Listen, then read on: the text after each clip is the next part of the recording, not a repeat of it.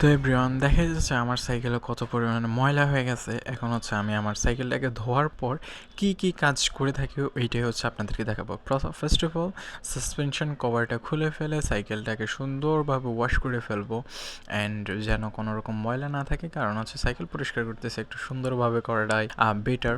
Cycle clean করার পর আমরা আমাদের ডিস্কটাকে উপরে সাইডে রেখে উল্টো দিকে সাইকেলটাকে শোয়াই দিব, যেন আমাদের ডিস্কে কোনো রকম তেলের পানি না পড়তে পারে। কারণ হচ্ছে এখানে আমরা তেল বা মোবিল দিয়ে থাকি, যে মোবিলগুলো পানির সাথে মিশিয়ে ডিস্কে পড়তে পারে। সেজন্য আমরা সাইকেলটাকে এমনভাবে রেখেছি যেন হাবসের ভিতর দিয়ে পানিগুলো গিয়ে নিচে পড়ে যেতে পারে। এগুলো হচ্ছে বল হাবসের জন্য বেশি কার্যকরী, সেম হচ্ছে পিছনের হাবসের জন্য কাজে আসবে, অ্যান্ড বেয়ারিং হাবসে একটু কম কাজ করে, বাট বল হাবস যারা ইউজ করে তাদের জন্য একটু বেশি উপকারী।